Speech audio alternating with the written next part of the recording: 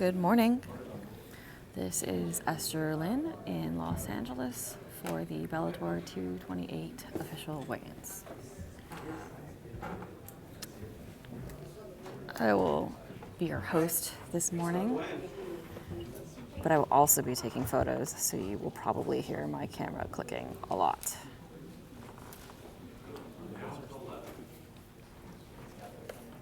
We got Pitbull first.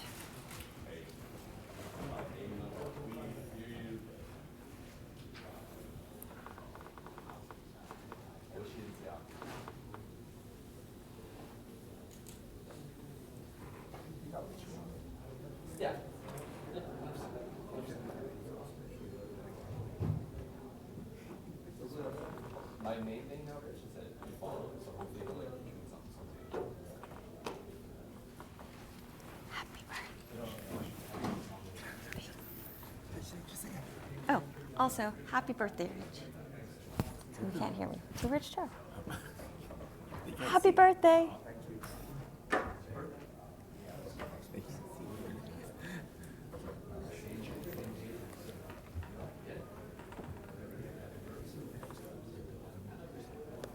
I already said that. I already said that. You're directing me when I already said that. All right, we got Pitbull up. 144.9. And he makes championship weight at 144.9.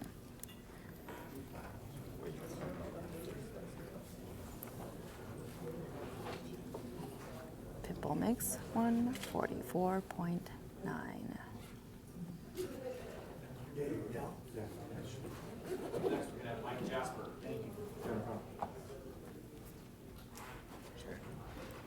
Just so you know, don't stand up in the middle there. Cool.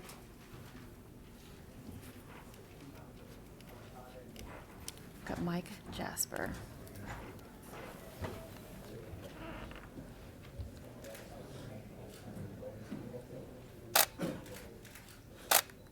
$174.7. 174.7.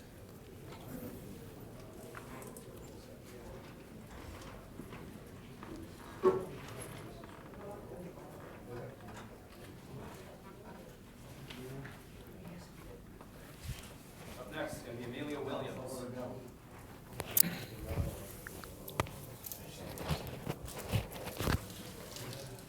Up next, we have Amelia Williams.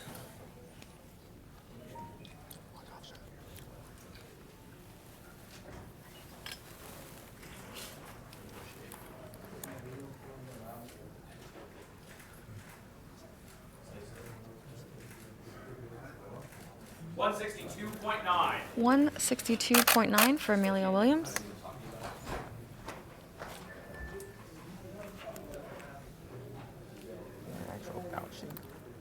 Up next, Joshua Jones. Up next, Joshua Jones.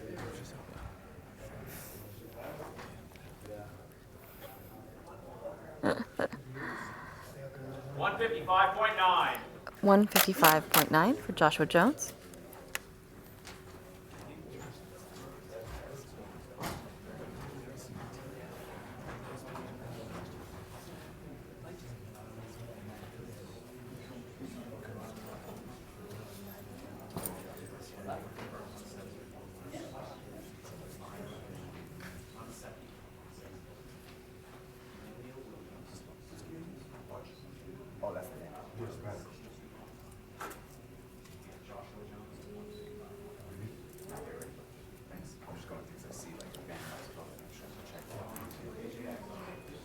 All right, we have AJ Agazarm next. So I'll have a band together, so I'll find you guys during the official, I guess when you guys come back here for the official weigh-in. Yeah. So I'll give it to you. You guys put the sticker on there. 146. Covered up. 146 for AJ Agazarm. It'll look clean enough. Yeah.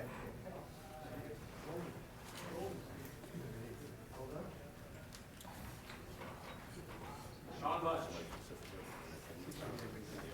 All right, we got Sean Bunch next. AKA Standout. She will be fighting Leandro Ego. 135. And he makes 135 on the dot. Apparently it's money time, Castle Williams. Castle Williams. otherwise known as 9:05 a.m.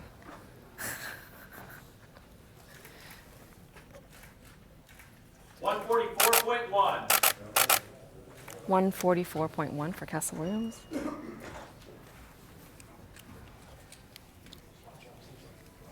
Jonathan Santamaria. Jonathan Santamaria.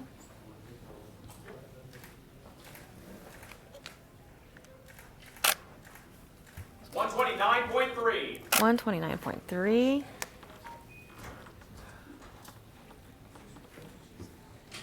For Jonathan Santamaria.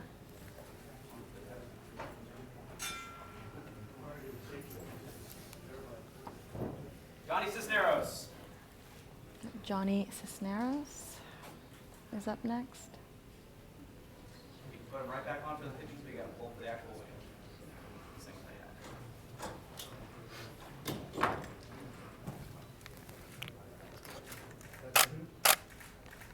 175.6. Who came in at 175.6. Johnny Cisneros comes in at 175.6. I noticed he had a couple of tattoos. Just a few. Nothing gets by. Nothing gets by me. Edgar Musasi. Yeah, we got Musasi up next. The main event.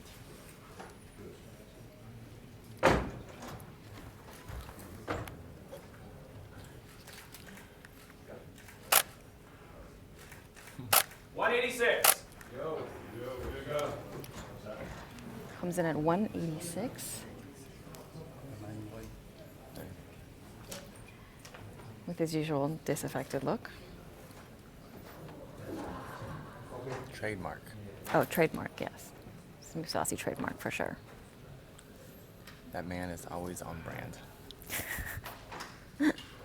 Oh, Ava Knight coming up Oh, next. we got Ava Knight coming up next.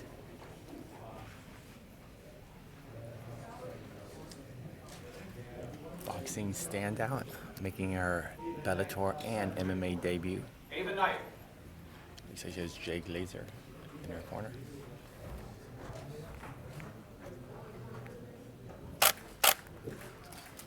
$114.9. She makes 114.9. Makes the strawweight limit.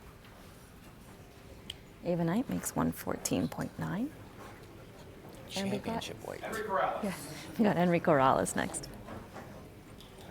A man who has lived a mediocre life. And ready to die in this motherfucker. 144.4. 144.4. And what do we call that? That's championship weight. Yeah, that is also championship weight. Everyone's ready for that belt, huh? With the digital scale, even. Ain't no cheating here. Mm-hmm.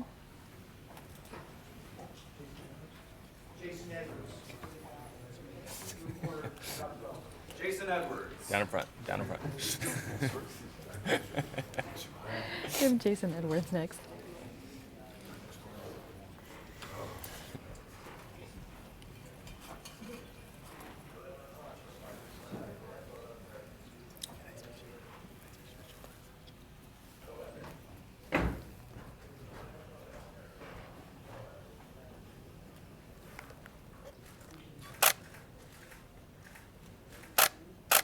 $134.4. 134.4. Man, everyone making champ weight today, huh?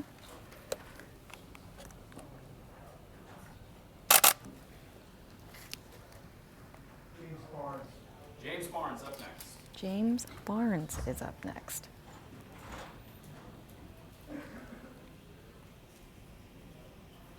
The 11-4, James Barnes.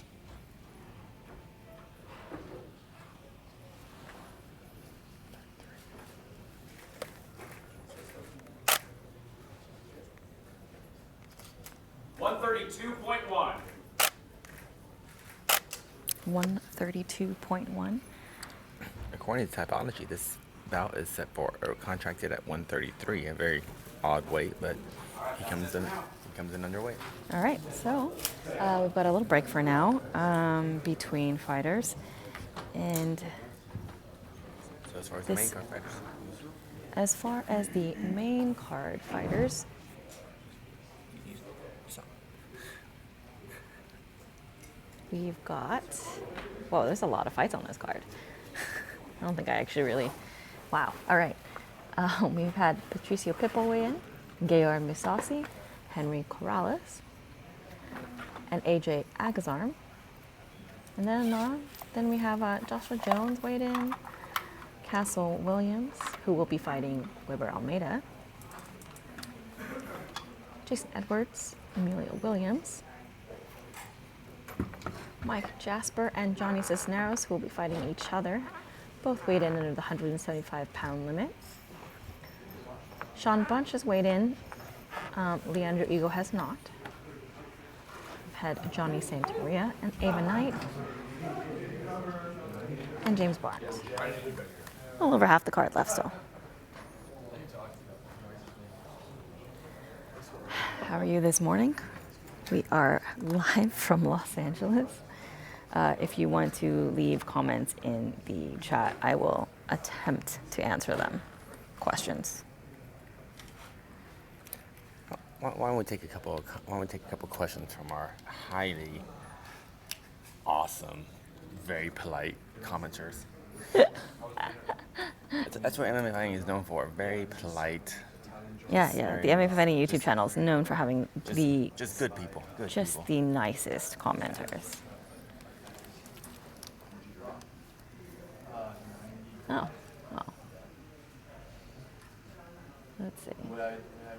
Nothing in just yet.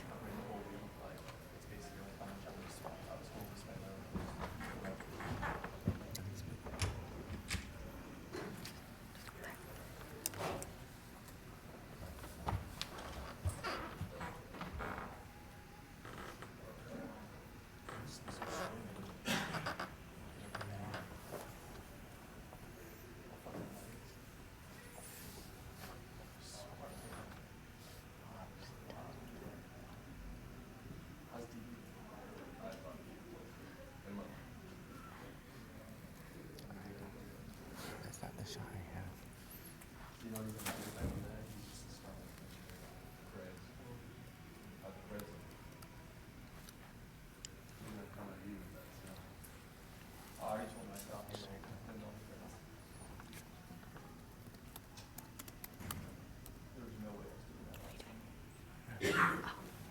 You're in the wrong box.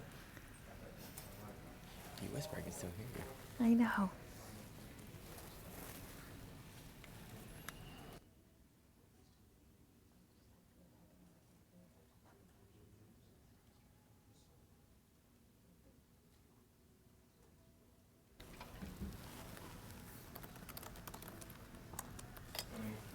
Question from Glenn and Kathy Williams. Is Bellator ever going to be in Atlanta, Georgia? What's that? We have a question from the viewers. Is Bellator ever going to be in Atlanta, Georgia? Of course. The official answer is of course. Of course. Our head PR guy's from there, so we gotta go back. Yeah, head of Bellator PR is from Atlanta, Georgia, so he says we gotta go back.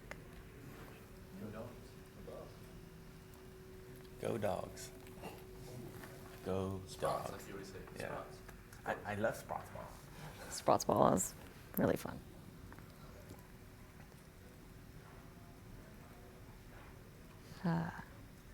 Quiet moment this morning Good time to reflect. on. The mixing of martial arts. Oh, yeah. What are your favorite mixes of martial arts?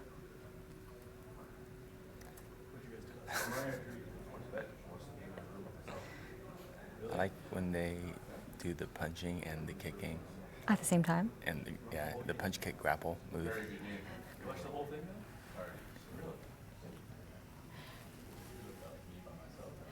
then? I will answer, angrymarks.com. Who is giving the official answer? That was both, actually, Dan Kitchen and CJ Tuttle both chimed in. UFC, yeah. Bellator PR. Bellator. MTP 25 would like to know if Fury was robbed or not. Fury was You mean like last December? against Deontay? Yeah. Oh, well, you might be the perfect person to ask. You were ringside. I was ringside for that. You saw all that spectacular head trauma. Coming out of the fight. Coming out of the... Ringside. First of all, what was it like? What was that fight like? You've shot the biggest combat sports events in the last decade across the world. Well...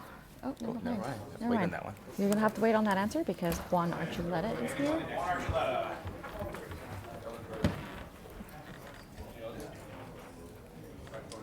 And Machida is waiting in the wings.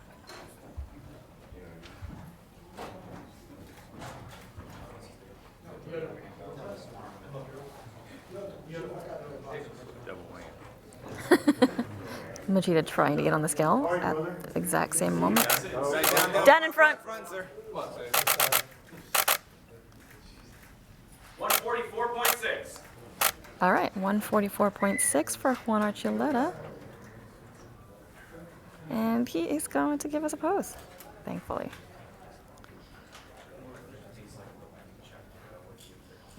The Spaniard getting his hat on.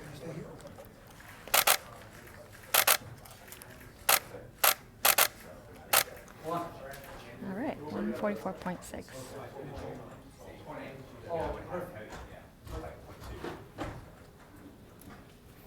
All right. 186. 186 for Lyoto Machida. 186 for Lyoto Machida. Let's see. MTP 25. I did not think Fury was robbed, actually. I thought it was I did actually. I mean, honestly, it's been a really long time. Oh, shoot. Our main and co-main fights are official. Hold on. 144.8. Yes. 144.8.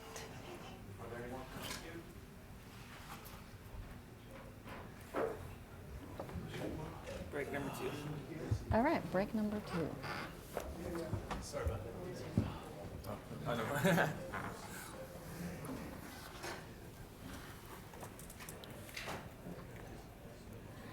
You know,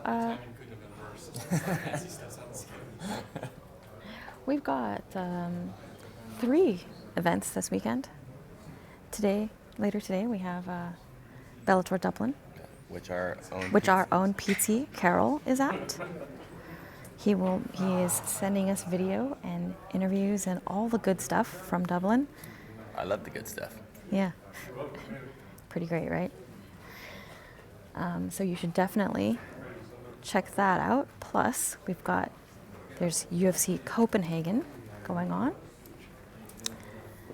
And we are here in Los Angeles at Bellator 228. The event is officially in Inglewood, California, but right now the hotel here is in Los Angeles. It's all the same. It is all the same. The forum is about, how far is the forum? About 4 miles from here or so? 4 or 5 miles? 3 miles, I think. 3 miles? 3 miles from Yeah. here. We got Glover Teixeira They can't see that. over there on the side, and you can't see that, but I'm just telling you that he's here in the room. So let's go over as far as the tournament fighters and the main card fighters. Who's weighed in?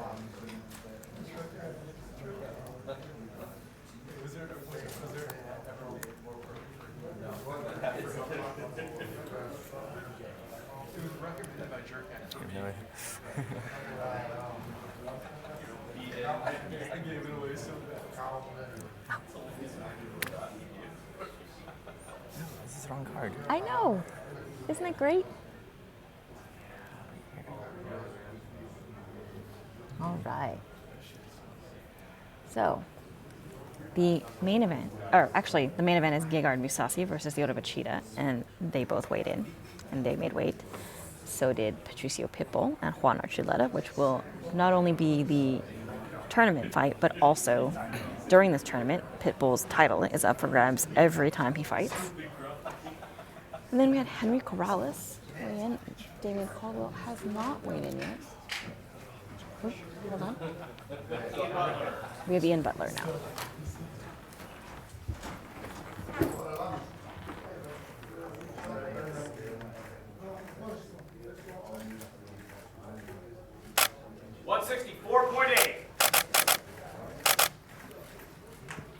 Who weighs in at 164.8.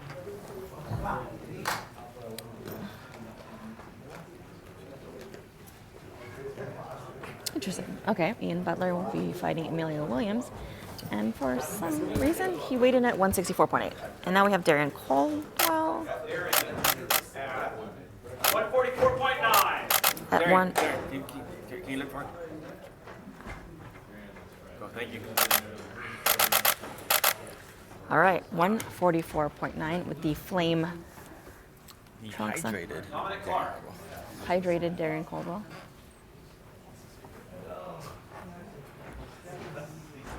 Okay, Dominic Clark up next.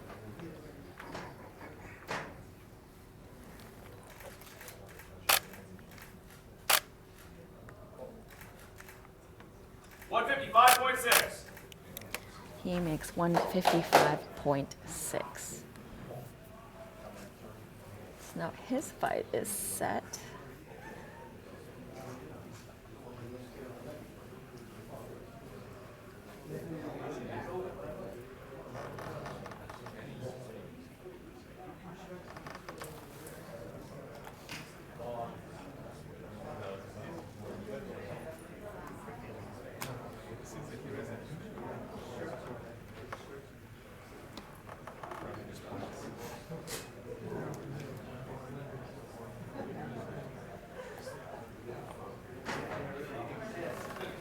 Shem asks, was that Glover just now? It was. It was Glover Teixeira who walked by.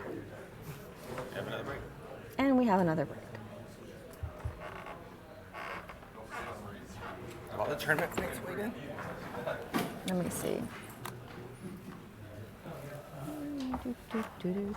No, Daniel Weichel hasn't come in, right? So Daniel Weichel hasn't come in. AJ McKee nor Georgie Karakanian. So we're still waiting on a couple tournament fighters.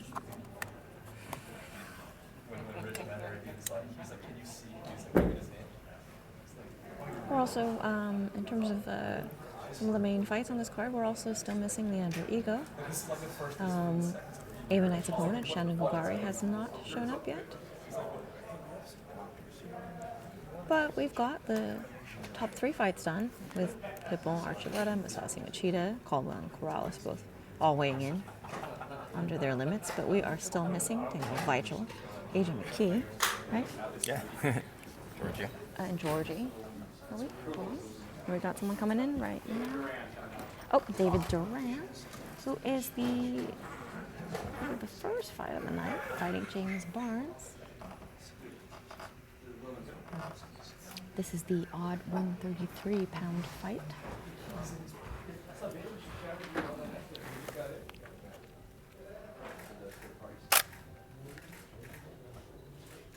$132. And David Duran makes 132 pounds. 132. The odd contracted weight of 133, but.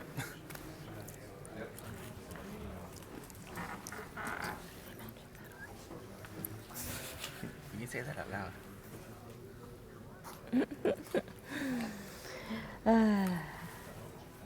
Good morning. Do you think the UFC will ever return to Mexico? Of course. Why would they not? You have no idea what happened, do you? No, I have no idea what happened. I was on vacation last week. What happened last week? You didn't see what happened to you? No, I did. Sorry. All the trash and all Yeah. Carlos Barza got a beer poured on her. Oh, like poured on her. Yes. Ooh. Okay, I didn't watch all of it. I just watched like a little bit. I was on vacation last week, sorry. wasn't like a celebratory beer either. Like, yeah, you won. Here's a beer. No, it wasn't one of those type of beer pours. Yeah, no, but I still think they'd go back. Of course they're gonna go back. Yeah, that doesn't really. As long as they paid for their ticket, UFC's coming back. Yep.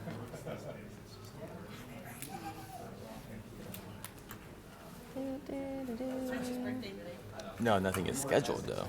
Nothing is scheduled. No, yeah. So nothing but- probably nothing within most likely 6 months at least. Yeah, probably nothing till next year.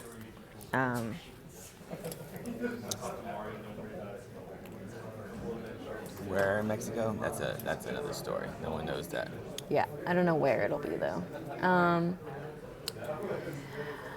So to people asking what I thought about the eye poke, I have no idea because I'll just repeat that again. I was on vacation last week, so. Why do you laugh when you talk about going on vacation? Why can't you just say be proud? I'm on vacation. I wasn't watching cage fighting. Just I don't know. proud of yourself. I am proud. How was your vacation, young lady? It was great. You're quite the wordsmith. Yeah, I know.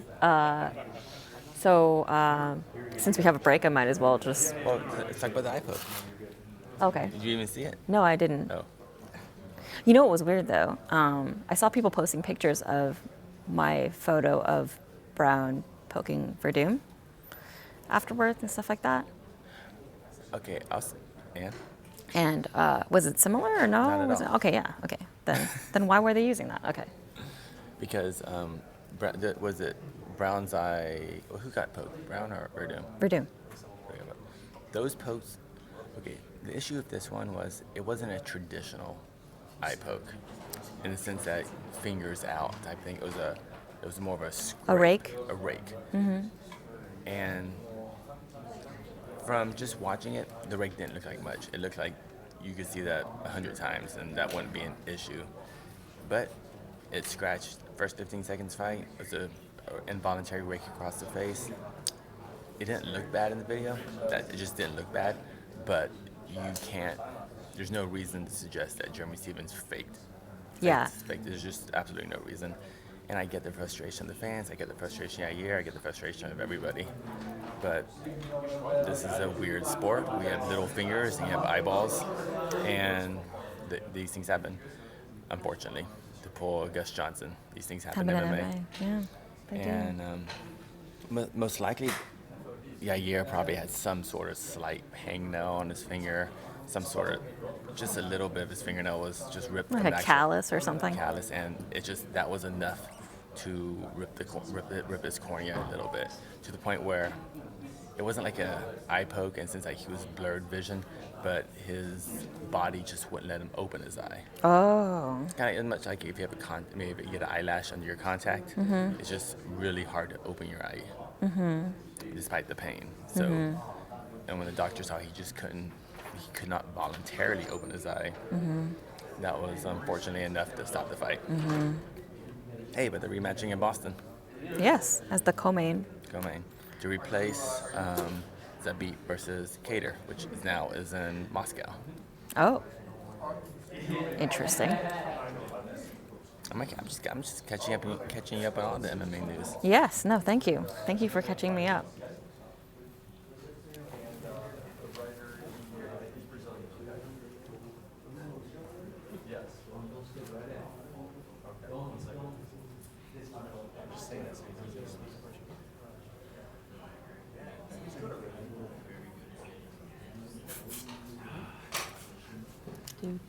So just to recap, our main event and co-main event have weighed in, and they have made weight, and both appeared very healthy during their when they weighed in. So let's just hope their rehydration process goes according to plan, and they show up to fight tomorrow, which we are all very excited for.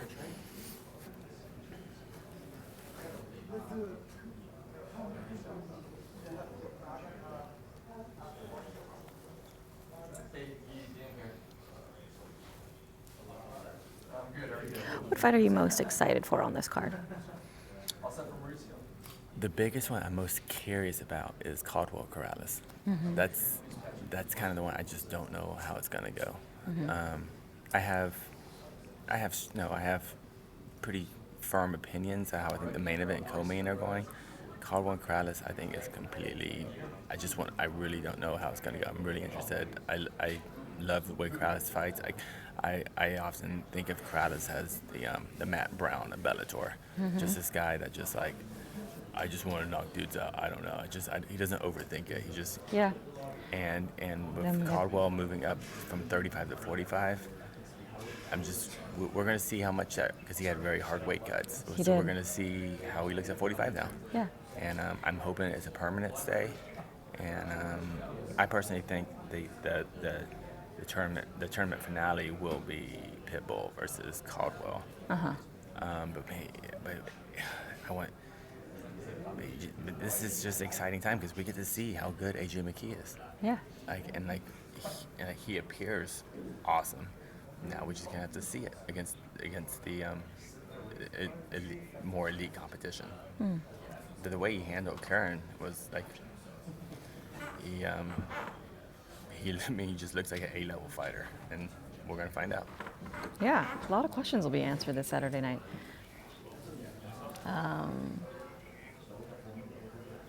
All right.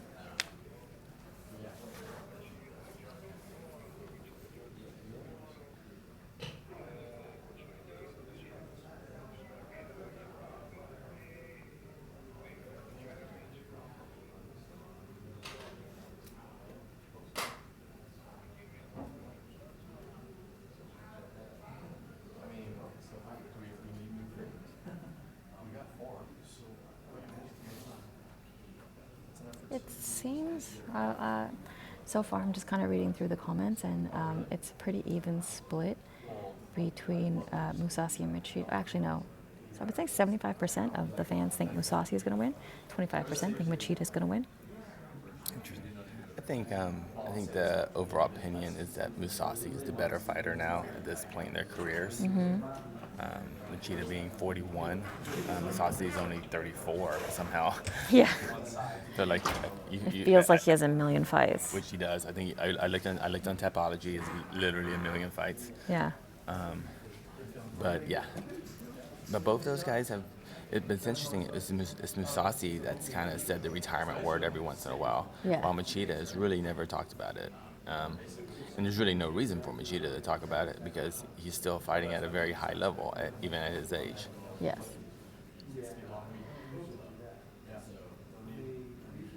So I asked Machida how, just the optics alone, he just looks like a physical specimen now compared At to 41, yeah. at 41 at 185 compared to when we saw him fight at 205 in his heyday with the UFC title. He's always a kind of I would say a soft 205, but he wasn't a ripped 205. Right. But obviously he was for a period of time he was clearly the best in the world. So seeing him at 41, looking like that at 85. He says he just has a young mind, eats well, exercises, and you really didn't reveal any secrets other than just, I just eat my vegetables.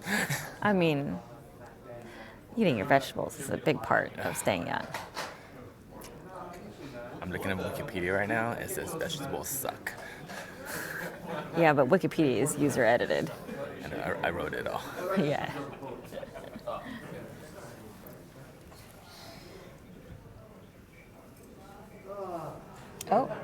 A comment from Brandon Finley says that Machida did say that he sees every fight as his last recently. So he may not say that he wants to retire, but he tends to think of the finality of fighting in each attempt. That's deep.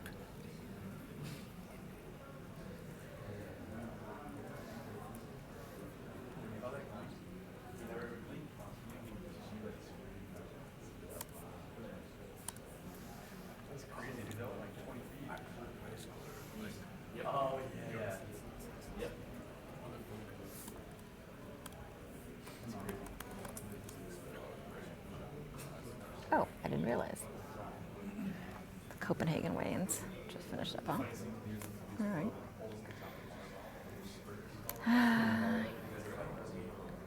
Copenhagen. This is America. We're talking about America right now. always wanted to go to Copenhagen. We have time to make it. We make the Dublin card, and then hit Copenhagen, and come back here. Come on, Esther. People say you're the GOAT. Let's do this. So you went from Abu Dhabi straight to Vancouver, straight to Thailand, straight to fabulous Inglewood, California. Yes. Then we'll go to Copenhagen in 15, 20 minutes. We'll go to Dublin. Then jump on a boat, row over to Copenhagen. And It'd be faster to fly, but yeah. Whatever. No. For environmental reasons, we'll take a boat. Okay. And then, then we'll jump on a plane back to Inglewood. You know what? We could probably do this, but we'll be stuck in traffic at LAX. Yeah. So that would screw everything up. Yeah. No, it takes like 45 minutes to get out of LAX, so that wouldn't happen. All right, so never mind. We'll just stay. Yeah. Yeah. Because of LAX traffic. We're not going to go to the Copenhagen card. Correct.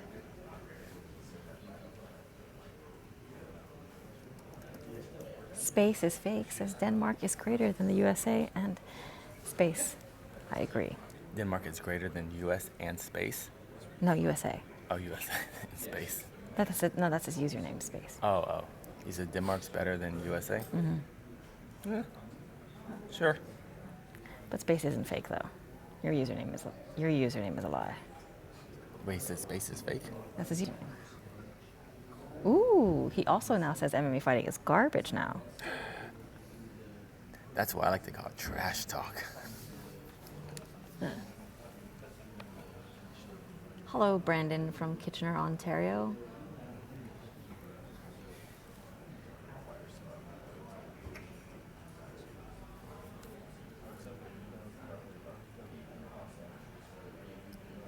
What does Ziggy have to say?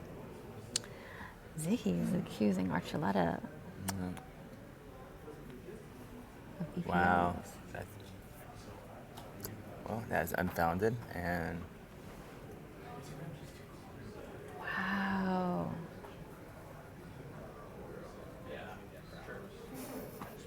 This is why we don't read the comments. If you whisper, it's better. MTP 25 says USA is the best country. No, USA best country. Oh, okay. That's different. Let's cut the middle words out. Yes. Let's get straight to the point.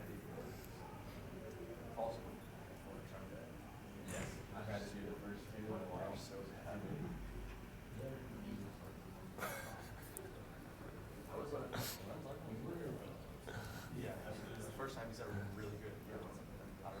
He's happy. He was very good. Who is your favorite fighter from any org? Ryan Hall.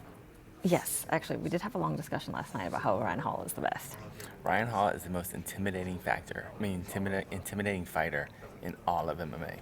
There isn't one fighter, when they face Ryan Hall, they go, oh crap, I have to change everything.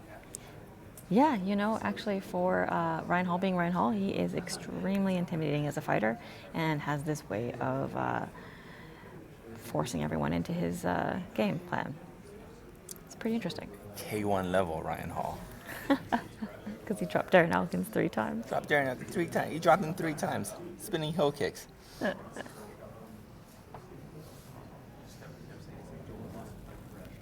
know what? Because anyone can survive a knockout. But what guys don't want is their knee bent the other way. Yeah, no, that sucks, actually. Yeah, guys get hit in the head all the time during practice. They don't have their knee bend the other way. They don't have their ankle just do a 180 on them. Oh. That's what scares the heck out of people.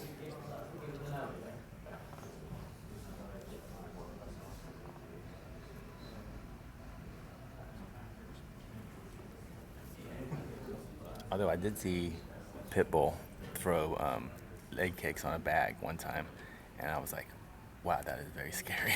It is pretty scary. Just him watching just well into a bag throwing leg kicks.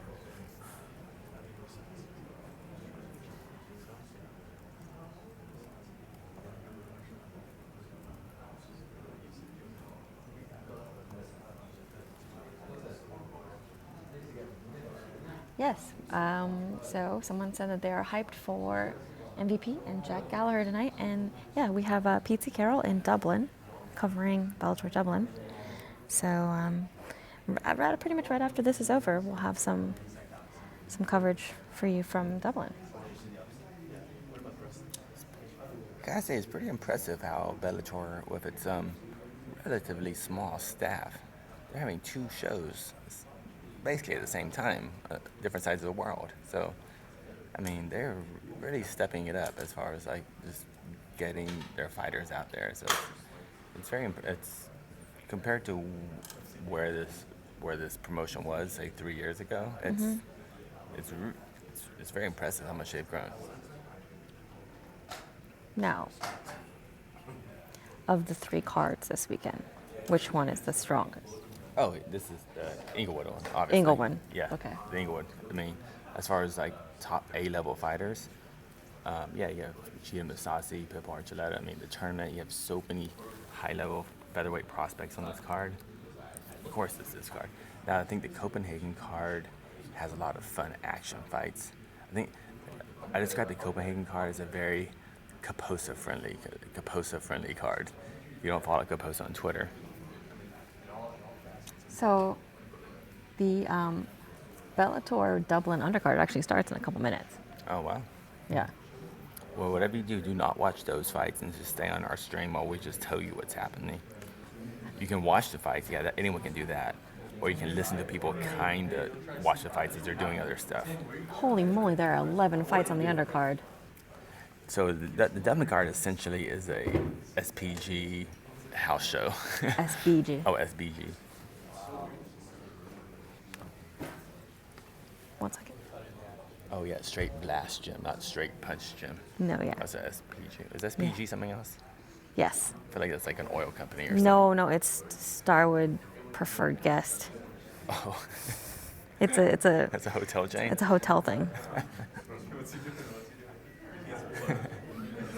Although it doesn't exist anymore because they merged with Marriott. This is useless information. It is useless information. I'm really annoyed that it's taken up space in my brain. Yeah. Still, no one yet coming in. So who are the kind of the big name fighters? Who are we waiting for still? We are still waiting for AJ McKee, Georgia Karahanian. AJ McKee, Antonio McKee. Antonio McKee. And his opponent. Yep. Syria Pai. And we're still waiting on Leandro Ego. Oh, Ego's a big one too. Mm-hmm. What's interesting, his teammate already weighed in, so obviously one person's weight cut went better than the others. So. He always had a hard time making bantamweight, though, right? Ego? Yeah. He fought for the title. He lost the title, but he's made it before. His last fight was at 45 against Pico, which he lost, and so now he's back down to 35. So we'll see.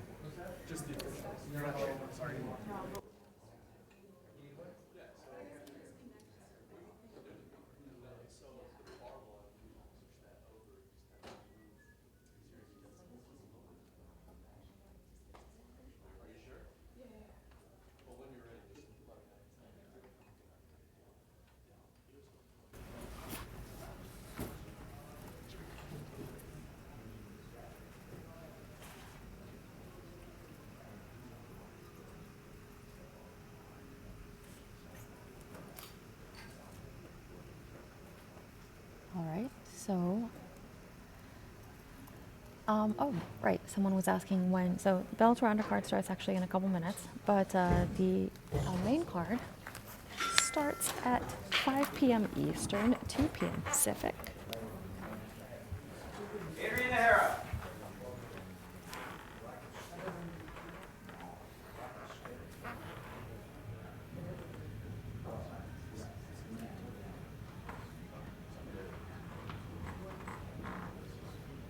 We've got Adrian Nahara, who will be fighting Jason Edwards.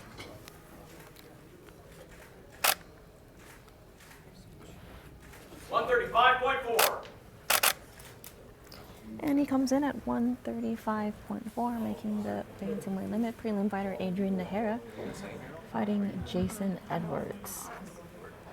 And no one coming in yet. Again, So we've got about an hour and 15 minutes left of the official weigh-ins. So an hour and 15 minutes for... And the ceremony weigh-ins are going to be at 12 o'clock. Oh, are they? Yeah. Oh, great. Okay, so the ceremonials are pretty much right after, an hour later, right? With the McKee family, neither member of the McKee family has weighed in. So we're waiting on that. Nor their opponents, George Karhanian and Karhanian and William Strigapai. Remember him? I do remember him. Did he fight for Elite XC or? I believe he did. I think he actually shot some of his fights way back in the day. Let's go. Nope. Where did we? King of the Cage. Oh, I think we've. Yeah, Photographed him fighting at King of the Cage. that's where it was. Yes. I don't know why I remember him though. So he is only 1 or 2 years younger, because he's 47. Oh, wow. So and McKee is 49. Correct.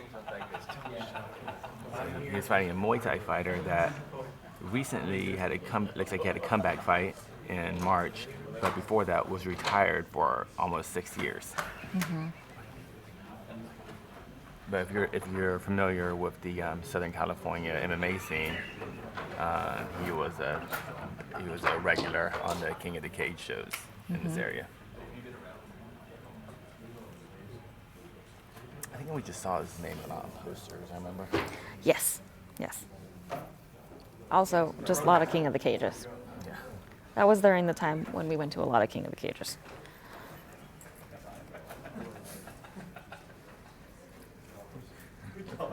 Driving out to Saboba and whatnot.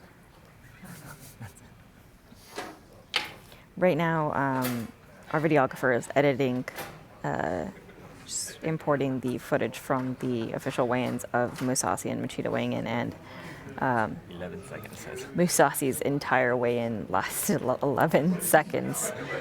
He showed up on the stage already in his undies. Yeah. Walked on. It's a digital scale, so it's instant. Yep. Essentially. And then as soon as they said the weight, boom, Walked he was right off off. stage. Yeah. I actually don't think I've ever gotten like an actual, almost, I can think of only one time I've gotten a pose of him on the official scale where he actually bothered to look forward. It was in, I think, London, maybe? And he was... For the official weight? Yeah. That's because of Heidi. Yeah. And he kind of like made like a, made a face. So if you're watching this, you're most likely you watched UFC early weigh-ins, and one of the production coordinators there is a wonderful woman named Heidi Dean, and she makes sure to tell the fighters to look forward for 5 seconds. Yes. For everything, because the UFC actually uses that footage for the broadcast. Bellator doesn't use this footage. Actually, Bellator's not even shooting these. This is strictly just for the media and for official For commission. Regulation purposes. But the UFC does actually use it for promotional purposes too.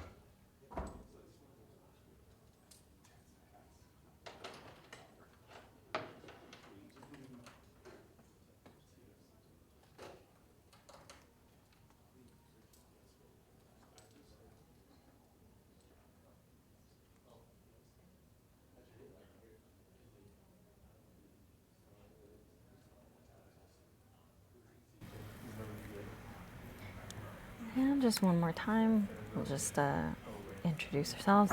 Good morning from Los Angeles, California.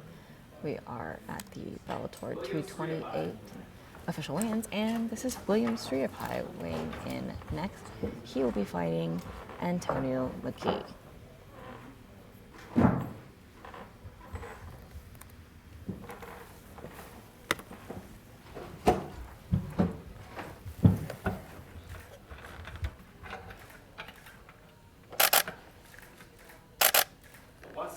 167.9.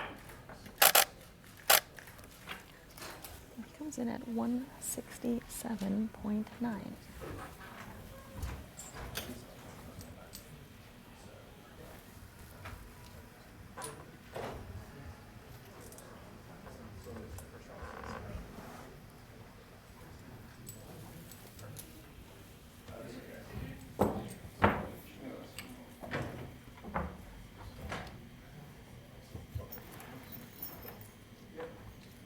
All right, looks like we don't have any other fighters waiting to weigh in. So that was it. Just a little quick one. Again, good morning. This is Esterlin from the Bellator 228 official weigh-ins in Los Angeles, California. The other voice you're hearing is our videographer, Casey Leiden. And we've got the wonderful Pete Carroll in Dublin for Bellator Dublin, or also known as Bellator 227, which is starting right now, actually. And we are just kind of waiting around. We've got about a little over an hour left of the official weigh-ins.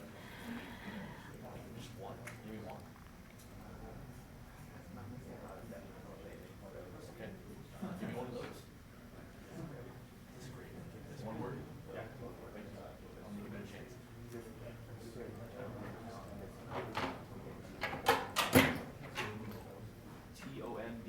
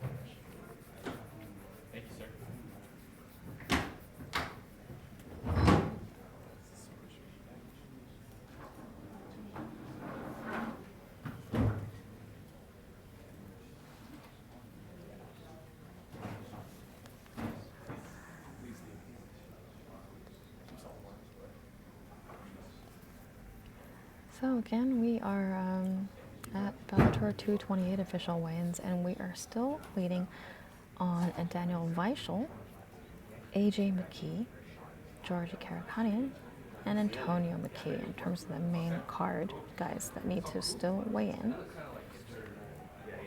And yeah, just waiting around.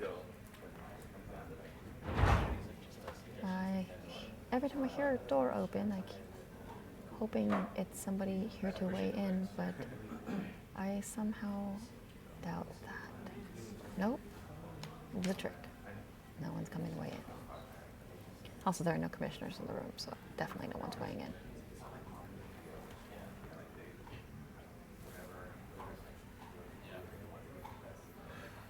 We are also still waiting on Ava Knight's opponent, Shannon Gugari, to weigh in.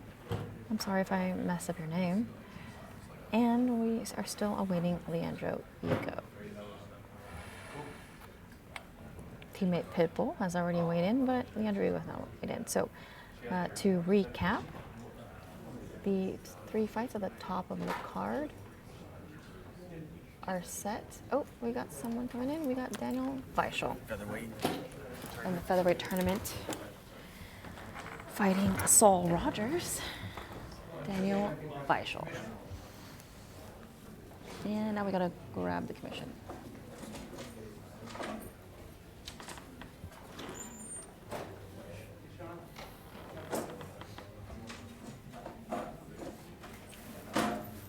All right. Here we go. Commission coming in. Hello. Good morning. All right. Daniel Weichel comes to the stage.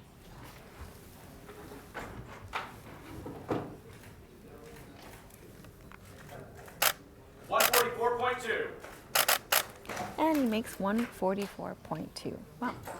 All right. So in terms of the tournament, we are still waiting on AJ McKee and Georgie Karakanian to come weigh in.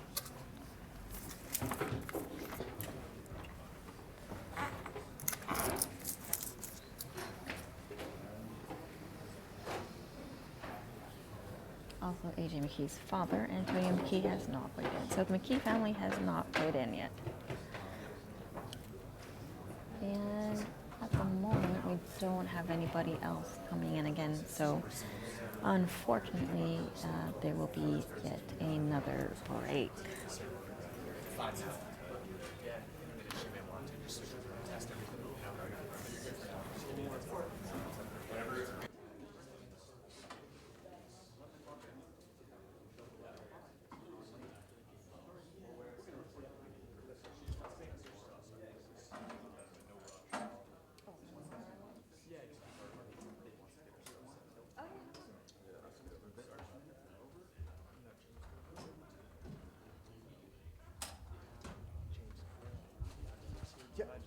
Yeah, of course. Yeah, yeah, we're exactly.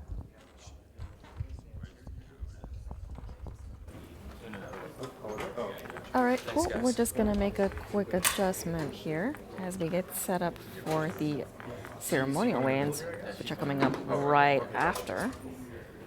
So, let's see, it's just shifting around a little bit. So give us a minute.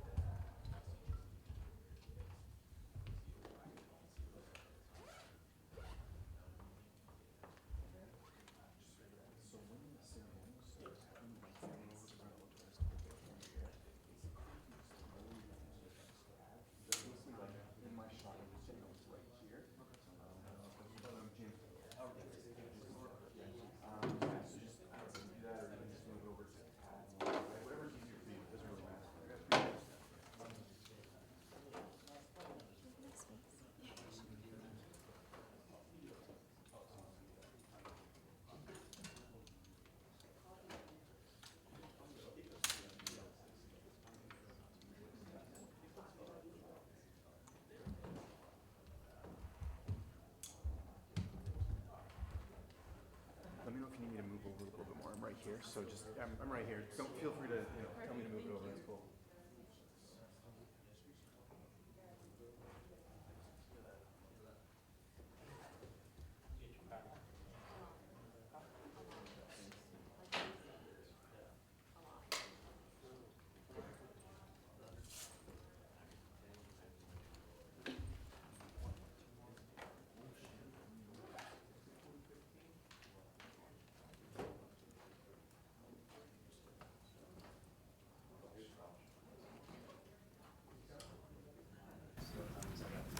All right. Oh, we got Georgie Karakanian coming in.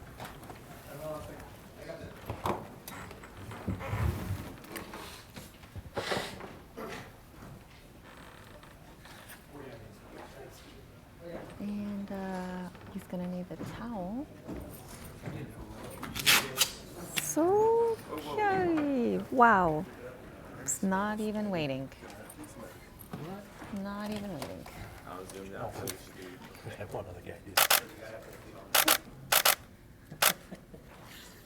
Guess he forgot there were other people in this room. 145. He makes 145. Wow. You guys got to get way better at that. Bellator, naked and not afraid.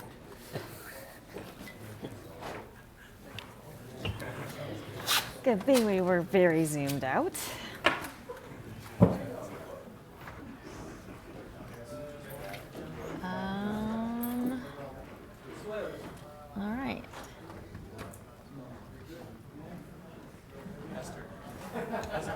Weber Almeida. As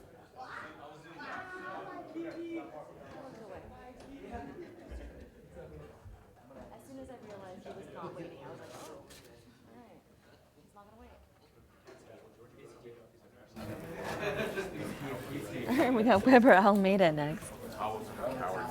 Towels are for cowards. 144.5. Who is 144.5? That is an intense weigh-in. Wow, Weber Almeida.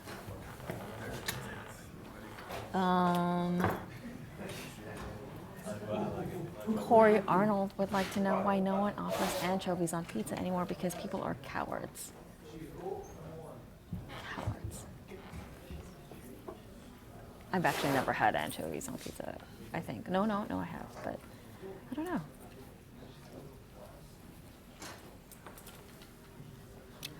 What channel for Bellator? Well, actually, it kind of depends on where you are.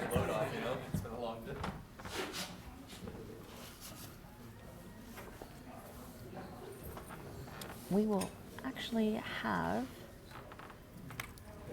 the live stream viewable on MMAfighting.com for Bellator Dublin. You can. The undercard is being streamed on our website right at this moment, but it'll be on DAZN. So if you want to watch the main card, DAZN.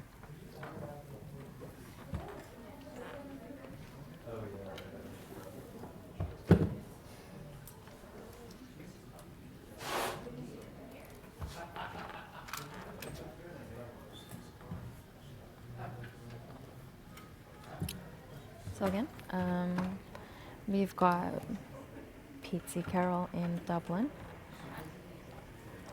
for Bellator 2. Huh? Beautiful Pizzi Carroll, that's what we call them. The beautiful Pizzi Carroll in Dublin at Bellator 227, and that is streaming live on our site and at DAZN. So you can watch that at MMAfighting.com.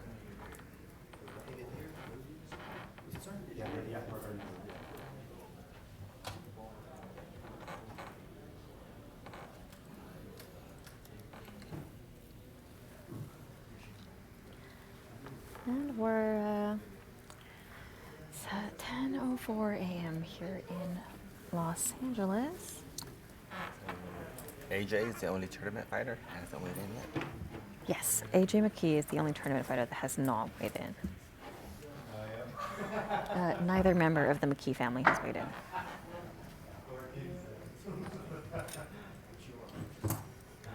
No, they both train locally and live locally, so they actually might be not staying at the fighter hotel. Yeah, actually, I was just going to ask you that. I was wondering if they were staying at the fighter hotel, if they were commuting in. I mean, they don't live that close, so I would say that would be a bad idea.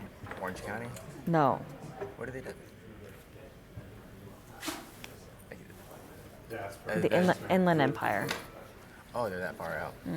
So they most likely are staying here then. Yeah, they're probably staying out here because it would take like two Friday plus traffic. hours Friday traffic coming in. Blah, blah, blah. There's just no way. But never mind. Sometimes it takes 2 hours to get across town here. It takes 2 hours to get out of LAX. Sometimes, yeah. Those are my favorite videos of yours, James. I have like a portable device. Those are the best. I love watching you play with it. Oh, thanks, man. No, I appreciate it. I needed I've been doing it for a while, but I haven't done it with like a notable fighter, and this was the one. I was like, of all fighters, I gotta give him something. So It was fucking perfect reaction. that's what I mean. Like I knew he'd give me like good reactions. What'd you guys play? So I got him to play Ninja Turtles. Okay. The Turtle original Time? Ninja Turtles, like on the Nintendo, which is like one of the toughest Yeah. games ever. And I knew he'd struggle with it, which is why I did it, because I knew that he'd get frustrated. So I did that one, and I was just like, here, I'm gonna let you play, and I just want to see how you do. And of course, like he gets super frustrated. And then Gegard. Yeah, I got him to saw play it. Teenage Mutant Ninja Turtles on the Nintendo. It was good shit. And then after, because like I just kind of let him play and see his reaction. And then the other one, we played Street Fighter against each other, but we talked about the Machida fight. So it was just getting him into like a different element. So it was fun. Yeah, no, it was. It's a different aspect. What's that? It's a different aspect. You don't see it a whole lot. It just gets them on a different level, right? Like when they're on media day, you know, they know they're going to be asked questions and guards up a little bit, right? With him, it was just. And they already got like the questions prepared in their head how they're gonna Exactly. answer them. And even with me, like we could kind of like talk trash to each other, like it was fun. It turned out really well. I was really happy. It's got Harry Aldon, UFC San Antonio. Her and her playing the game with her. She has the whole setup. It's fucking like a $3,000 setup. Yeah. She has the CGI or the VR Oh no way. headset, and we're going to this. Yeah. She let us play. I was like, wow, this is badass. That's so cool. I sucked at it, but she was hardcore. She built up a sweat while she was cutting weight. So literally warmed up for like 20 minutes playing the game. Yeah. She had it on hard. Cool. And then they went in and we started cutting weights. Yeah, it's smart if you can like get your weight cut down while also like paying. Why not? Yeah, Why she's wouldn't you? hardcore. It's also a good way to get into with fans, like just to interact with their stream.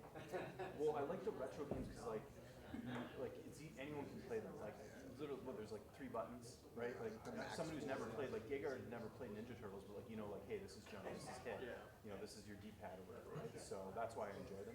And even for me too, like just personally, I like them because like I'm busy. So if I want to play 20 minutes of like NHL 94, NBA Jam or something, I can do it because I don't have to like it's not like Call of Duty where I have to like log on online and then I gotta like go on the headset and talk trash, and then you spend hours. Like with these, I like playing it. So I have like a little it's like a little portable console that I can like put in my bag basically, with, like wireless controllers. See, I work All right. The weigh-ins continue.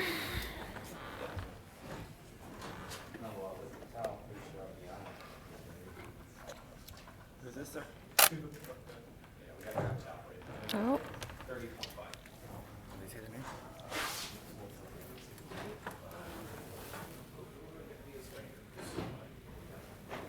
They are gonna go get a towel.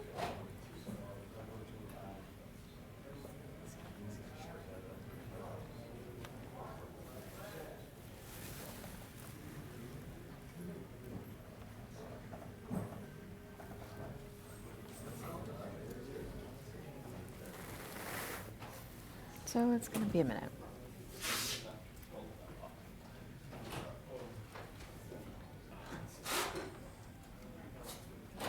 He's weighing his shoulders right now to make sure that it even is gonna make a difference.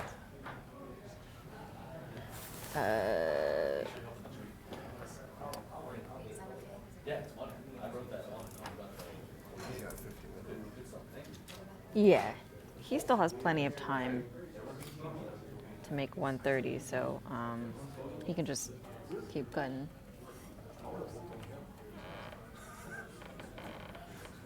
Oh, never mind. They're gonna bring in the towel for Benji Gomez.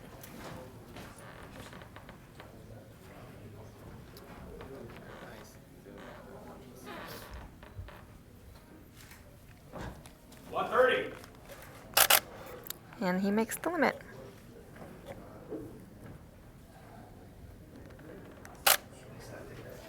All right, Benji Gomez makes 130, so his fight against Johnny Santamaria is official. Doesn't matter. Nope, it's okay.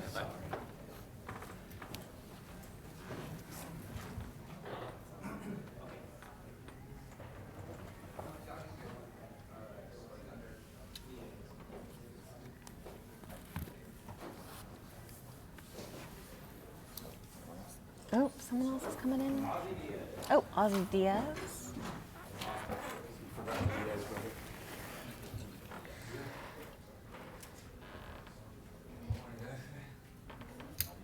Who will be fighting Andre Walker? Ozzy Diaz is weighing in.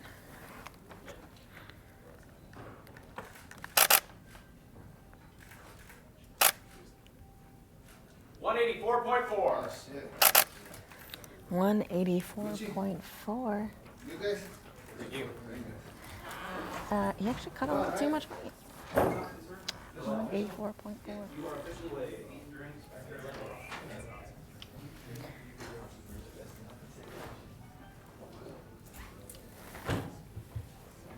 All right. And another break. We've got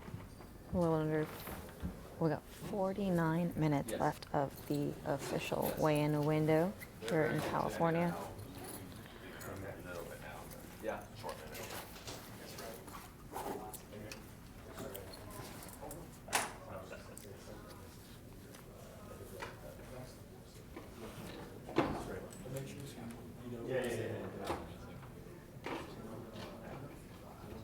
Again, we've got 49 minutes left of the official weigh-ins.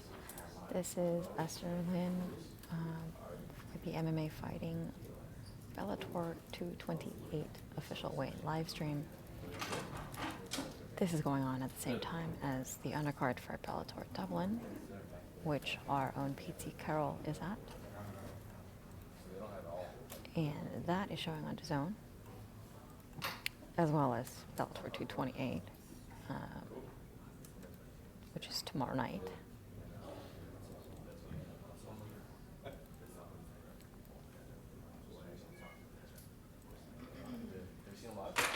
Tomorrow night, we have the continuation of the Featherweight World Grand Prix for Bellator. The card will be headlined by Machida versus Mousasi. And the title bout, Pitbull versus Archuleta, will be going on right before that. Actually, there's a pretty good reason for why that is happening before Machida versus Mousasi, why the title fight is not at the top of the card, is because they would actually like to be able to announce the next matchups, because they're going to announce the next brackets for the Featherweight World Grand Prix right after that fight as part of the broadcast. So you will find out live what the next fights will be.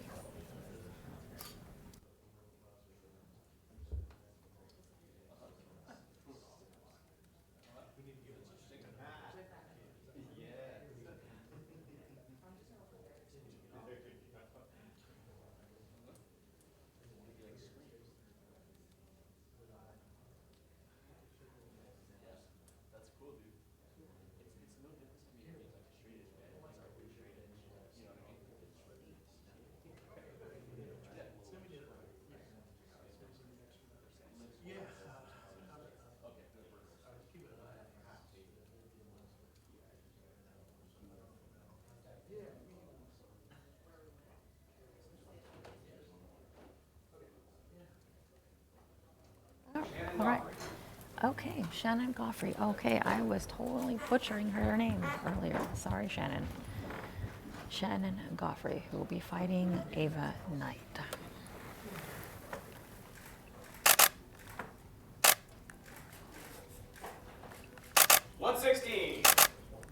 Comes in at 116.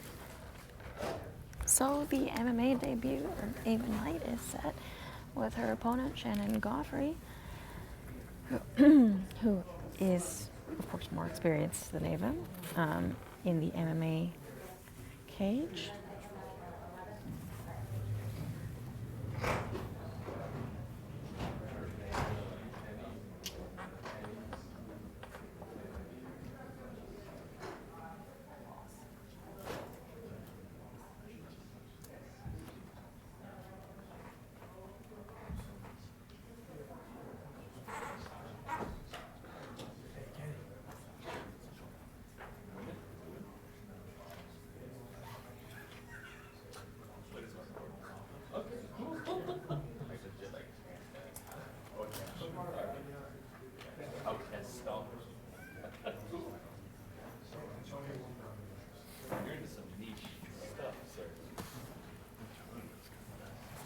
All right, we got Antonio McKee coming up next.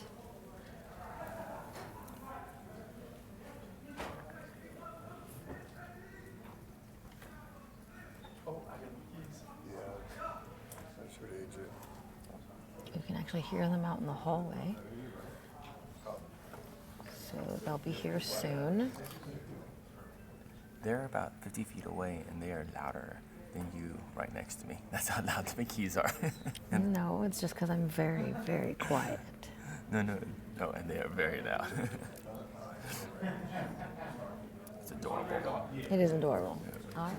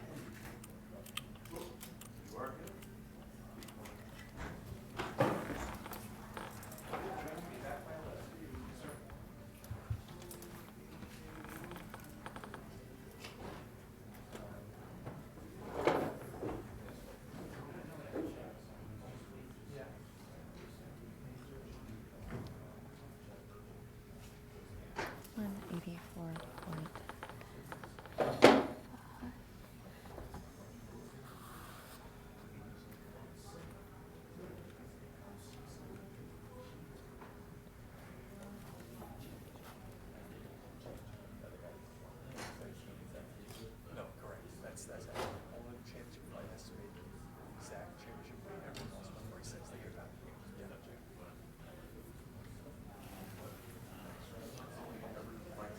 And yeah, so we're still waiting on the McKees. And looking at my work here, and it looks like we've got, oh, Itzy Carroll has sent him his first few videos. Oh, we got Antonio McKee. Mandingo's back. Go. All right.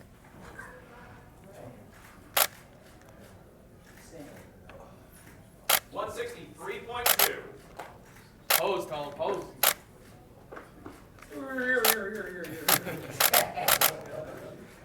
163.2 for Antonio McKee.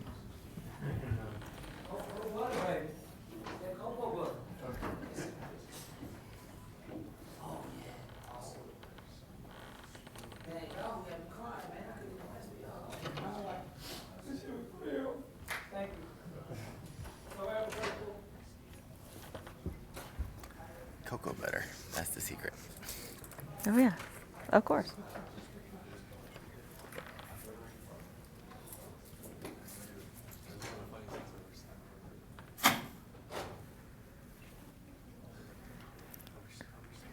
The secret, actually one of the secrets to looking young for a long time is just simply moisturizing your skin.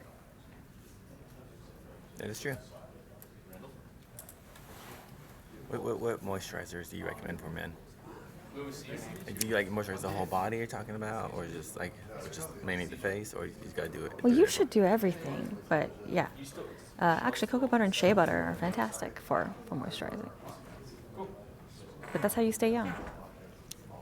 You learn a lot listening to a MMA fighting weigh-in live stream. Well, I don't know about that. You learn a thing. You learn a thing or two. Yeah. So we learned 2 things. We're good. Yeah, that's all we got today. No more learning today. We fit our quota.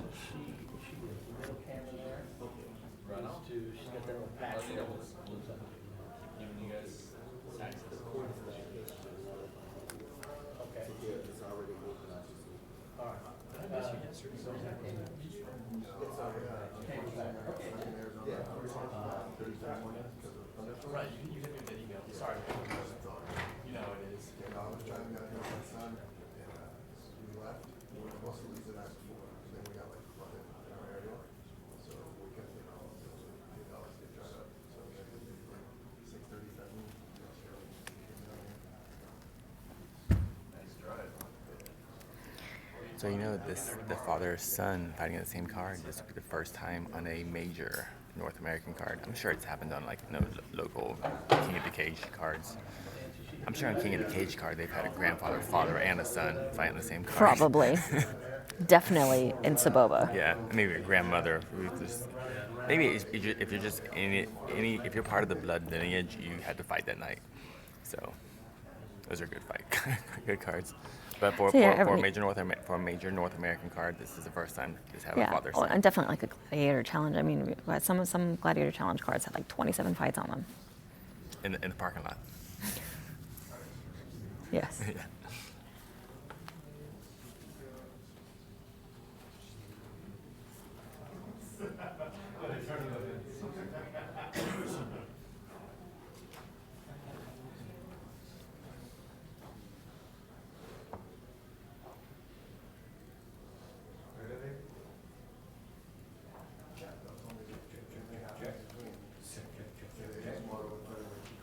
Oh, really? Are you tight with him? Really? Check.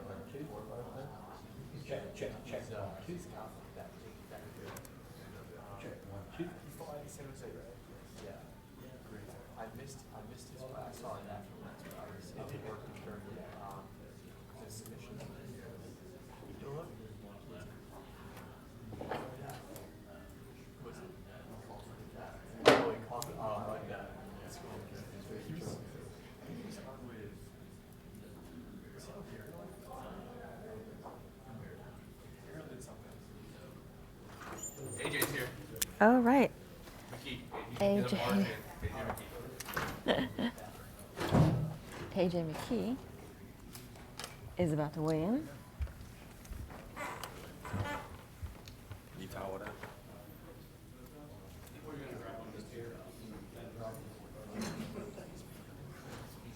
And he will be needing the towel.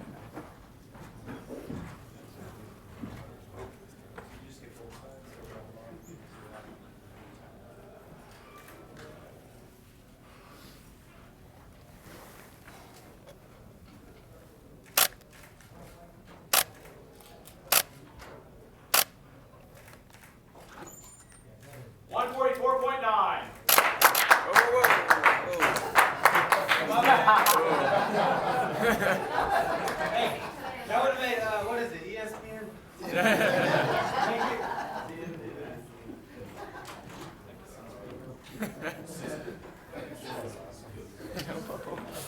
Is there a reason why he wanted to weigh in that light, even at a 144.8? He came in underneath featherweight. You only had to make 146. Yeah, he only had to make 146. So actually, there was no need for the towel. There was no need for the towel. Yeah.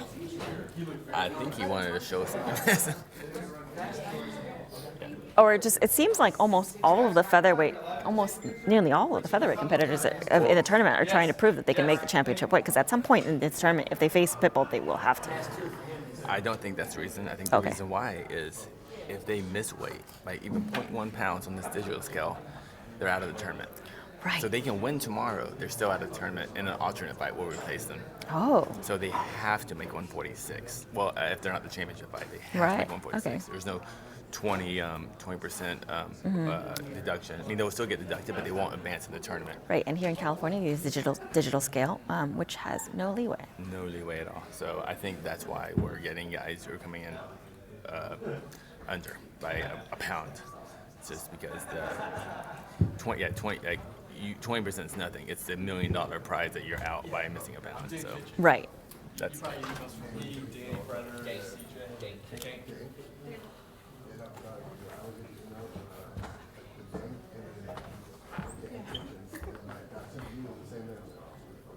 Yeah, it's Dan K. He's and then CJ is Chris. Was it that tunnel? Yeah, Bellator.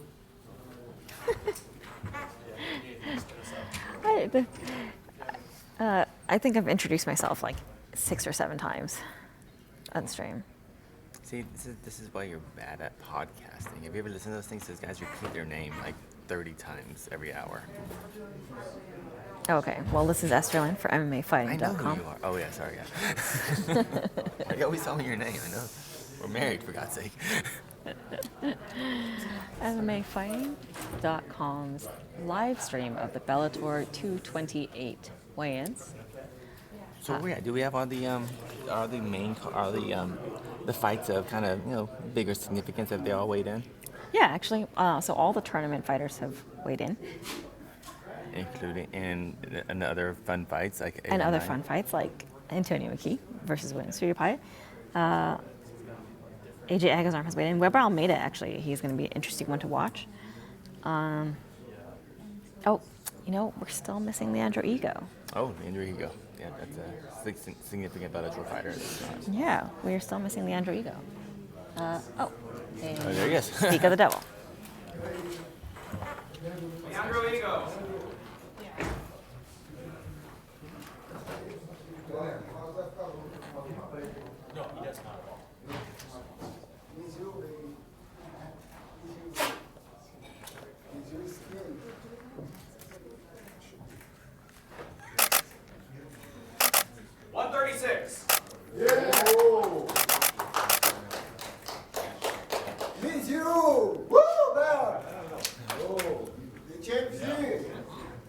Leandro Ego! That's the fight of the night right there. Ego versus Bugs. Division. Don't need my division now.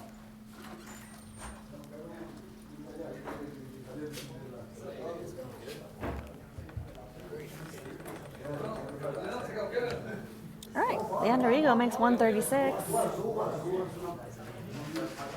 So that's now set. Leandro Ego versus Sean Bunch.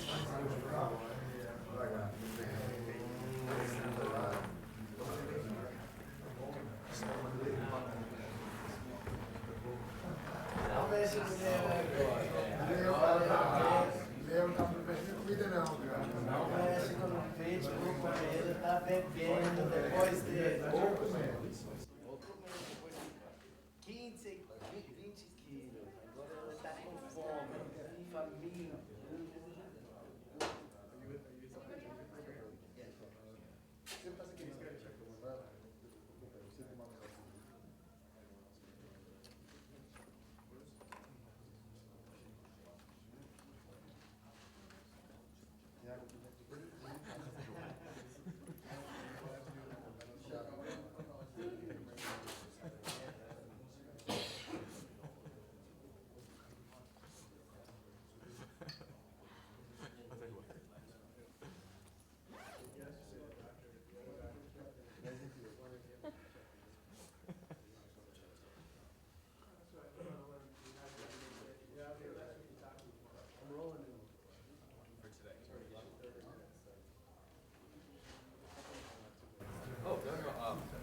It works today too. Whatever Carrie tells me. Yeah, if she still doesn't take it. Esther, do Yes. you remember when Carrie said that ticket will work today too? Okay, let me see if I can get you another one. Okay.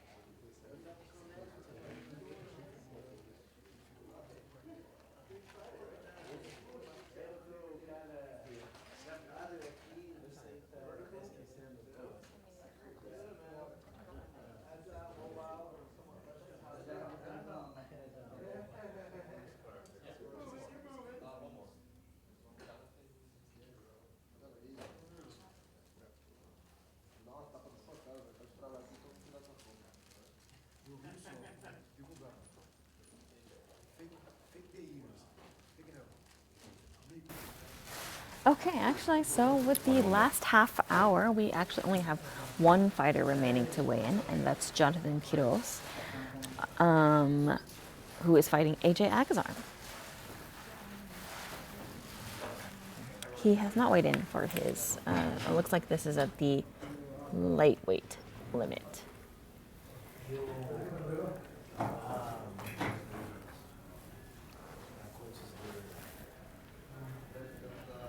So everyone else has weighed in. 2, 3, 4, 5, 6, 7, 8, 9, 10, 11, 12, 13, 14, 15, 16, 17 fight card. Wow. So everyone else has weighed in on this 17 fight card for Bellator 228 in Inglewood, California, at the fabulous Forum. We're just waiting on one more. Answer any questions? There hasn't really been any questions, really.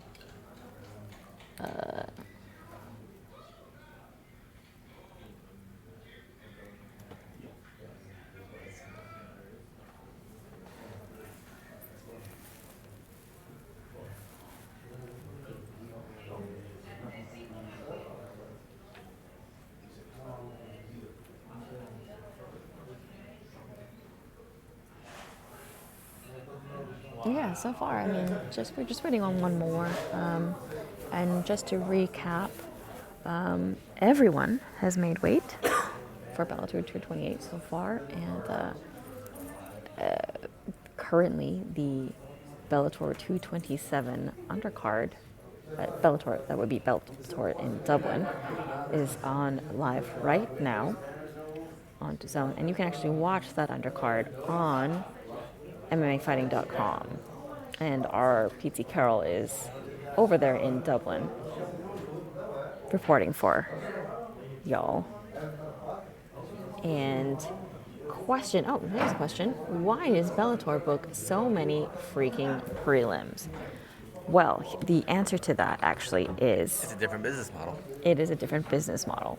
Bellator works on trying to fill the arena with local A lot of local talent. Many of these guys are just on one fight contracts. Yes, many of these guys are one fight contracts. A lot of times, not so much here in LA, but they're working with local promoters and getting local guys on the card.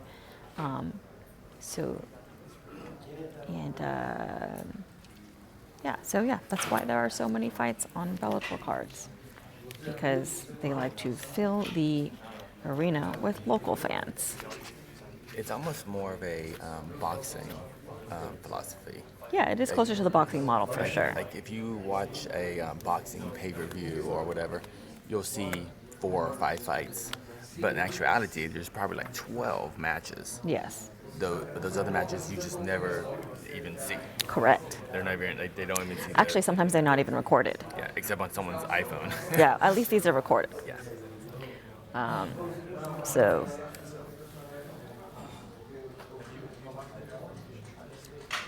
So in Bellator, like, different fights have kind of different.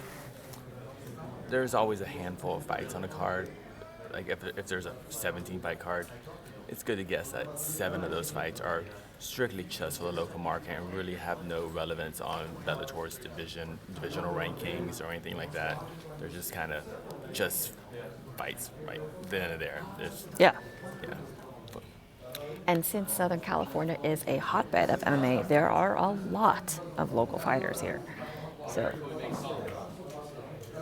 That's often why they have post limbs too. Yes. Like a lot of local fighters fight on the post limbs because Bellator just it's a smart thing to do. It's just make sure people are in the arena, because a lot of people, they just want to see their buddies fight. Right. You know? So it gets people in the arena early and keeps them there late, all the way through the main event.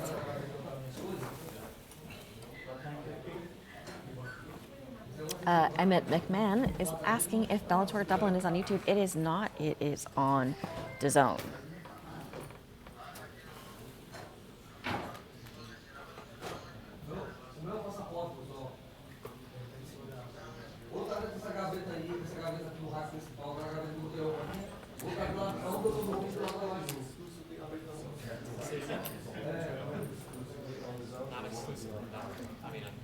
Thank you, Mr. Mega Fan.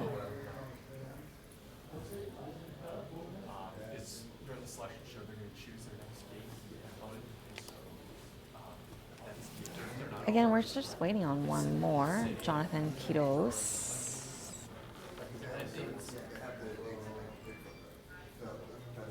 We've got 25 minutes. And I'm actually really happy that I am disappointing visually. That's pretty great.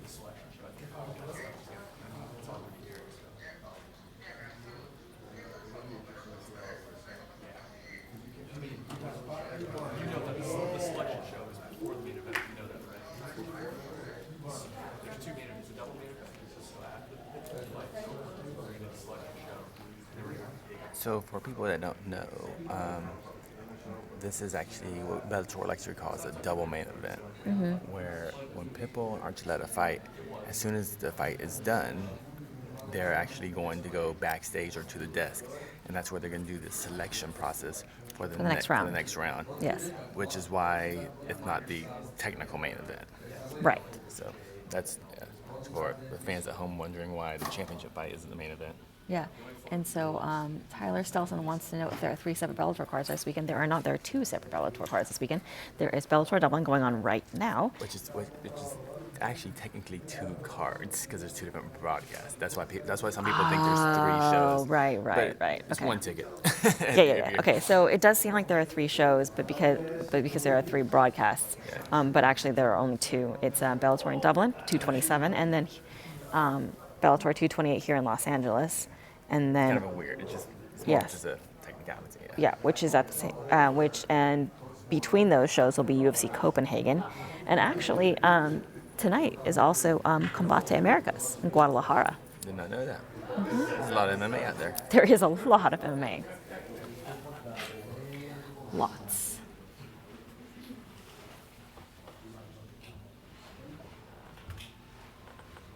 Yeah, it doesn't say exactly where it's released, but it is going to be in that main stage, I believe. Lots. RNDALL.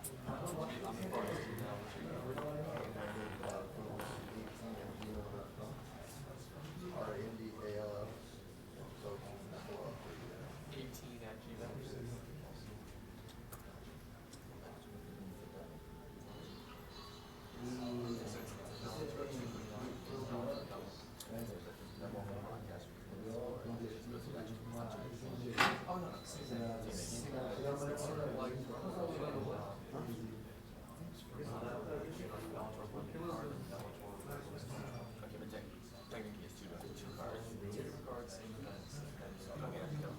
So, and if, for those of you who are curious about the Combate card that will be on Univision.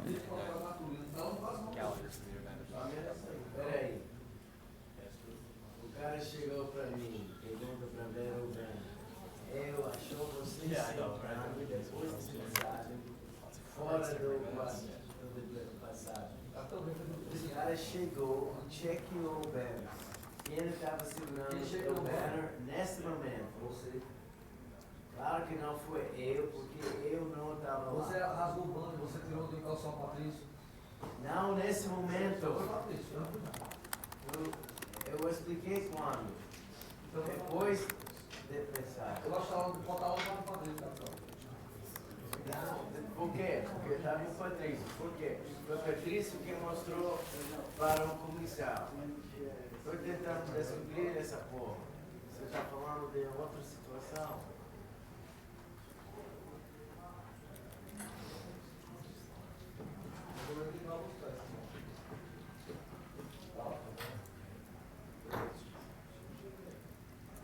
I think we have 20 minutes left. Good morning, Cheeto. We got 20 minutes left. We actually only have one fighter left to weigh in. That's Jonathan Kitos, who is fighting AJ Agazarm. Everyone else has made weight. So thank you for hanging out with us this morning here in Los Angeles for the Bellator 228 official weigh-ins. But yeah, we also where's the face-off? Are we gonna stream the actual face-offs too, or? Sure, we can. Why not? Okay. So we'll we'll cut the live stream off For the at official 11 weigh-in. o'clock. Yeah. No, we'll cut it off at 11, Mm-hmm. and then we'll come back at noon when the ceremonial weigh-ins start. Yes. Okay. We'll be back at noon for the ceremonial weigh-ins. That's when they actually face off. So again, one more time. This is just the official weigh-in, which is when the fighters have a 2-hour window to weigh in, and we have about 19 minutes left in that for the last fighter, Jonathan Quiroz. But and in about an hour, there will be the ceremonial weigh-ins, and that is where they actually face off. And it'll be here as well. But yeah, it'll be at noon Pacific time.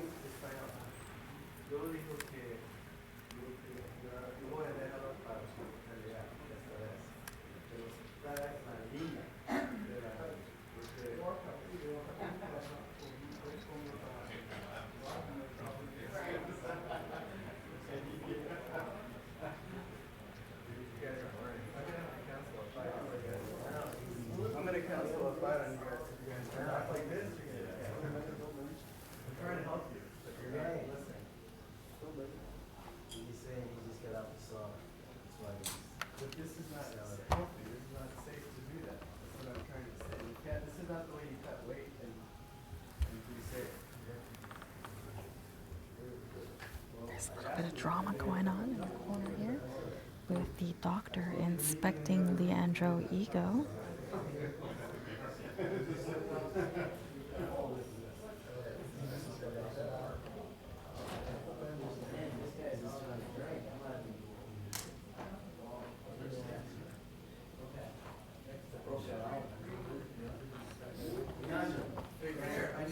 And, yeah. Okay. So,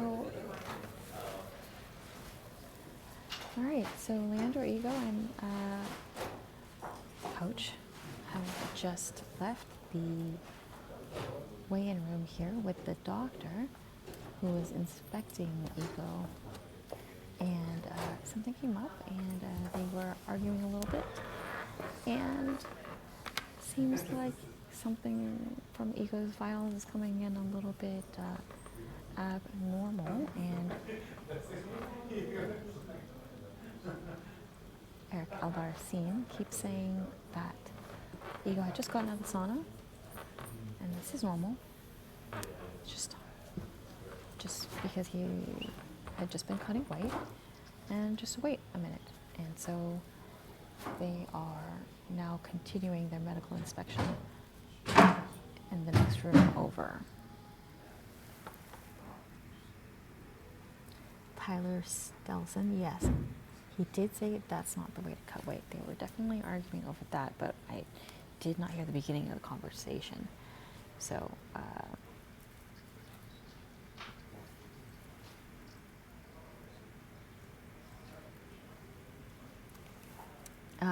That was interesting. that was interesting. So, Emmett McMahon, actually there's only one fighter left to weigh in, and that would be AJ Akazarm's opponent, Jonathan Quiroz. Obi, to answer what happened, we actually don't know completely what happened. We just know that the doctor who was inspecting Leandro Ego took issue with how he... It looks like Higo is giving a bit of sass. Yes, giving a little bit of sass to the commission doctor over his weight cutting technique. Yeah. Then I think they realized that they weren't in private. They were kind of doing this in a basically a public area open for the media. So we just got a little behind the curtain view of some of the, I don't know, the messier parts of MMA we don't really see. Yeah. Definitely haven't had that conversation happen in front of us typically. When the doctor inspects a fighter, that's a private. Yeah, That's it's medical privacy. Yes. But I think Higo maybe seemed like he was maybe tired from the weight cut. He's like, let's just do it here, and then that kind of created a situation. Yep. And then when they quickly realized the situation was loud and everyone was like watching him, then they moved it out of the room, Yes. which is normal. Yeah. So.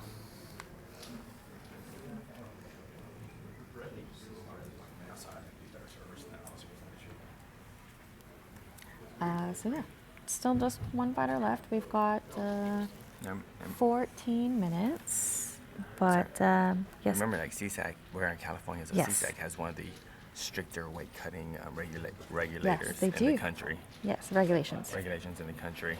So they're the only commission in the state that on fight night they'll actually release the their actual weights, the rehydration weights, for the Yes, actual the fight. rehydrated weights. Yes, and if a fighter comes in more than, what was it, 15% over their I think it's 15%. of their body weight, that they will be recommended. It will be recommended for them to move up to the next weight class.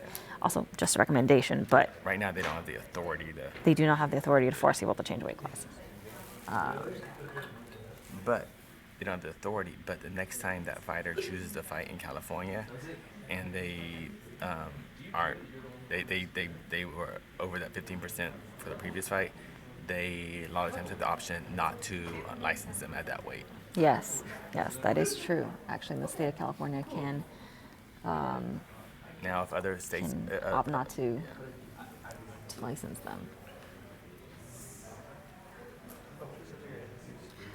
Oh, hey, someone says I should try to stay up on MMA top stories if I want to be taken serious and accepted in the MMA community for something other than being a woman. Wow. Oh, okay. That's good advice. Yeah. That's definitely good advice. Don't go on vacation. Know everything. I should, 'Cause never, Right now, you're only known as a woman. never go on vacation. And Been good for years. yeah, the 12 years doing this is just not really. It's not really a lot of time. Okay, will they release fighters? Tyler would like to know if they will release fighter pay as well since in California. Yes, that'll come out usually like a day or two after. Now, what fighter pay is, that's a lot of times what these guys are getting paid isn't actually what they're getting paid in full, because there's contract bonuses, other bonuses behind the scenes that we don't know about. But this is the actual what the state, what they have to turn into the state, what they're making. Right. Also, keep in mind that a lot of the undercard guys are on one fight contracts or just with local promoters. So, I think a lot of times that you get some people getting a little angry about like what the guy who was first on the card made, but keep in mind there are local promoters involved as well taking care of these guys. So. So I heard the issue with Fight Pass is that Right now we have 12 minutes left. And, 11 minutes left for the last fighter, Jonathan Kitos, who will be fighting AJ Akazar. And actually here on Tapology, it says that Kitos normally fights at bantamweight, and he's taking this fight at lightweight. So actually, he shouldn't really have a. Maybe this is just a case of someone oversleeping. Yeah, he's probably from around here. So it's just let's see. Let's see. When was the last time he fought? Oh, Jonathan Kitos is a Combate veteran, and he most recently fought in May. So, all right. Again, 10 more minutes. One more fighter. Just the guy facing AJ Aguilar. Everyone else is weighed in for Bellator 228. All the weights are official. All the fights are official. Especially the fights in the featherweight World Grand Prix, including the title bout between Pitbull and Juan Archuleta.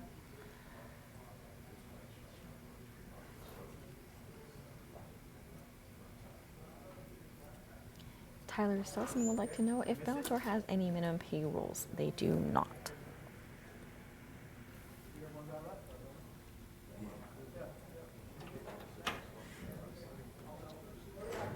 Right. As I was saying earlier, there are no minimum pay rules because they have a different model, and a lot of these guys are like 1-1 or 3-3. Some of them are just local fighters filling in the card. So And many are most are one fight contracts. yeah, and most of these guys are on one fight contracts. So they are here to sell tickets for the local crowd. And a lot of them will only fight on Bellator once. So that is why there is no minimum in Bellator. Different business model. Yes, different business model.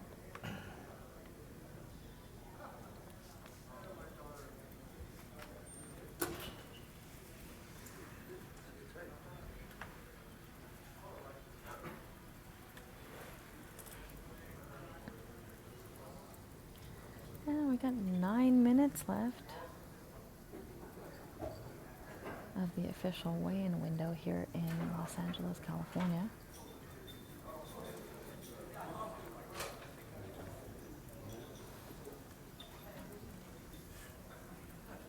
right? 8 minutes so far, and no Jonathan Quiros.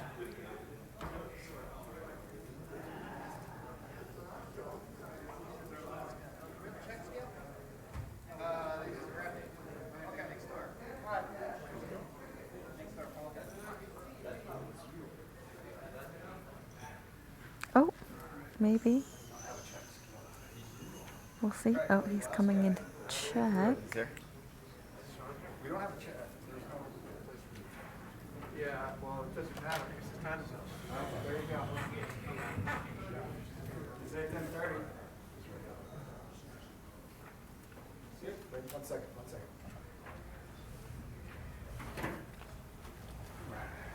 All right. Last but not least, Jonathan Quiros. It's fine.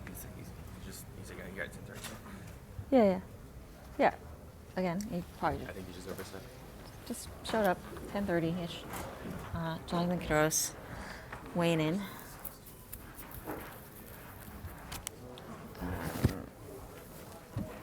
Oops, sorry. He's the final fighter here. And